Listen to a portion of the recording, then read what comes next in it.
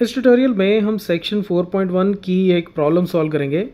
Suppose a charity trust decides to build a prayer hall having a carpet area of 300 metre square. देखो, एक हमें prayer hall given है जिसका carpet area का मतलब कि उसका जो नीचे फर्श है, जो फ्लोर है, वो कितना एरिया कवर कर रहा है। ठीक है, और कोई भी रूम हो, कैसा भी रूम हो, अगर आप देखो तो वो नीचे, अगर आप सिर्फ उसके फर्श को देखो, फ्लोर को देखो, तो वो एक रेक्टेंगल बनाता है। ठीक है, रेक्टेंगुलर शेप होती है। तो अब हमें गिवन है कि प्रेयर हॉल का कारपेट एरिया 300 मीटर स्क्वायर है। तो ये जो रेक्टेंगुलर रीजन है, उसका जो बेस है, उसका एरिया, कारपेट एरिया कितना है, वो हमें गिवन है 300 मीटर स्क्वायर।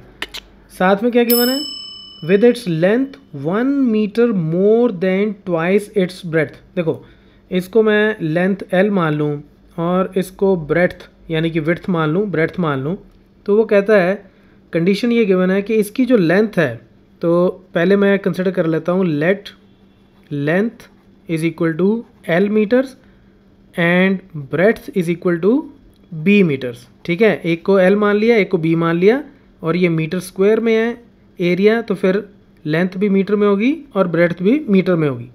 अब कंडीशन क्या गिवन है, नाउ कंडीशन हमें ये गिवन है कि इसकी जो लेंथ है यानी कि L, ये 1 मोर, एक ज़्यादा है किससे, twice its breath, twice its breath. तो लेंथ जो है वो ब्रेथ के डबल से एक ज़्यादा है। इसको मैं बोल देता हूँ से इक्वेशन नंबर 1। ठीक है, अब वो कहता है find length and breadth of the hall. तो इसकी लेंथ और ब्रेथ फाइंड आउट करो। देखो, बड़ा सिंपल सा है। एक इक्वेशन मेरे पास ये आ गई, दूसरी इक्वेशन मैं एरिया से निकाल सकता हूँ। अब एरिया जो होता है रेक्टेंगल का, वो होता है लेंथ इंटू ब्रेथ। ठीक है, लेंथ इंटू ब्रेथ होता है, लेकिन लेंथ इंटू ब्रेथ मुझे ऑलरेडी गिवन है कि इतनी है, 300 मीटर स्क्वायर। एरिया मुझे ऑलरेडी गिवन है 300 मीटर स्क्वायर। तो मीटर स्क्वायर यूनिट्स में अभी नहीं लिख रहा, तो L into B is equal to 300, ये मेरी इक्वेशन नंबर 2 बन गई। अब ये एक इक्वेशन है L और B दो वेरिएबल्स में, ये एक इक्वेशन है L और B दो वेरिएबल्स में, ये इक्वेशन है। ठीक है, तो अब यहाँ से L की वैल्यू अगर मैं इसमें पुट कर दूँ तो ये पूरी इक्वेशन B में आ जाएगी। So put value of L from equation 1 in equation 2। तो मैं इक्वेशन 2 में पुट कर देता हूँ। तो इक्वेशन 2 मेरी क्या बन जाएगी, L की जगह मुझे ये डालना है, चलो मैं यहाँ लिख ही देता हूँ, L B is equal to 300 था। ठीक है, विच इम्प्लाइज L की जगह 2B + 1 आ गया और B की जगह B ही आ गया, इज इक्वल टू 300। तो इसको मैं सॉल्व करूँ तो मेरे पास क्या आ जाता है, 2B² + B, 300 को भी इधर ले आओ तो -300 इज इक्वल टू 0।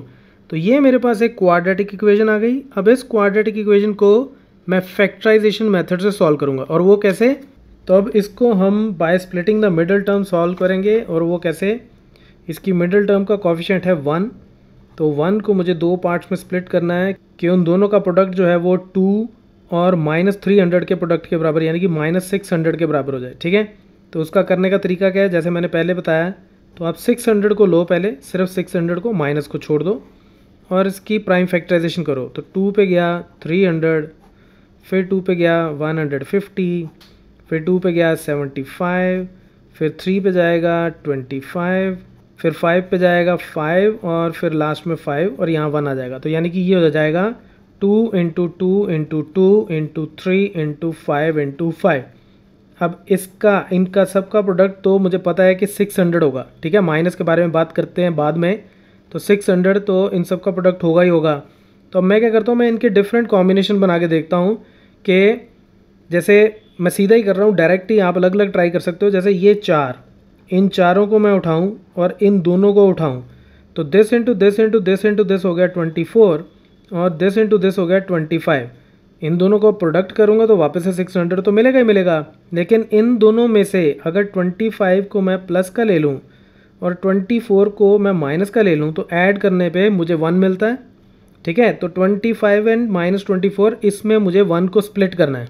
तो ये जो मेरी इक्वेशन है, ये क्या बन जाएगी, 2B² -24B + 25B -300 is equal to 0। ठीक है, मिडल टर्म को मैंने इसमें स्प्लिट कर दिया।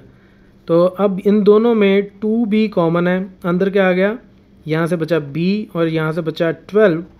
इन दोनों में 25 कॉमन है, अंदर बच गया b और यहाँ बच गया 12। ठीक है, इन दोनों में से 2b कॉमन, इन दोनों में से 25 कॉमन इज इक्वल टू 0। अब इन दोनों टर्म्स में b माइनस 12, ये पूरी टर्म जो है, ये पूरा फैक्टर जो है ये कॉमन है, इसको बाहर निकाल लिया तो यहाँ बच गया 2b plus 25 is equal to 0। Now this into this is equal to 0 का मतलब क्या है कि इनमें से किसी ना किसी एक टर्म को 0 होना पड़ेगा। ठीक है, a into B is equal to 0 हो तो यहाँ a 0 होगा, यहाँ b 0 होगा, एक को तो 0 होना पड़ेगा तभी प्रोडक्ट 0 होगा। तो either b minus 12 is equal to 0 और 2b plus 25 is equal to 0। यहाँ से b आ गया 12 और यहाँ से b कितना आ गया माइनस 25/2। तो देखो ये वैल्यू तो हम रिजेक्ट कर देंगे क्योंकि b क्या है, ब्रेड्थ, और ब्रेड्थ किसी भी ऑब्जेक्ट की नेगेटिव में तो हो नहीं सकती। दिस इम्प्लाइज ब्रेड्थ जो है वो कितनी हो गई, वो हो गई 12 मीटर्स। ठीक है, मीटर्स में लिया था हमने इसको, b मीटर्स, तो 12 मीटर तो ये हो गई। अब दूसरी तरफ लेंथ कितनी है, 2b प्लस 1। नाउ लेंथ जो है, लेंथ हमें पता है कि हमें गिवन थी 2b प्लस 1, यानी कि 2 इंटू बी की जगह 12 plus 1 which is equal to 25 metres is the answer, right. तो लेंथ मेरी आ गई 25 मीटर और ब्रेड्थ आ गई मेरी 12 metre and that is the answer.